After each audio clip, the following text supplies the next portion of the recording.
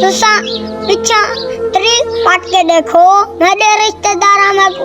खून दी बोतल नहीं देती, हालांकि उन्हें को पता ही है भाई एक महीने लगना, सारी जिंदगी लगना है। पहली गाल ना को खून लेंदे नहीं, एक नहीं बेवक्त खून देना नहीं चाह, पूरी जिंदगी मेरे मरण ते सुनने दे रास है ना,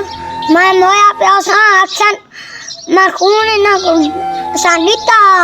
ये वाले सा जाको खून दिता, ते बाबे दे जीना मर जा तक ओ सुनने दे रासन भाई तेरे पुत्र को खून दिता, मैं तहाँ दाए ऐसे रिश्तेदार न हों तो ठीक है, खून दाखो खून नहीं देंदे भाई जेरी शाह सो लेसूं मैं भाई जेरी शाह को भाले सा मैं जो सिर्फ खून ते चलदा।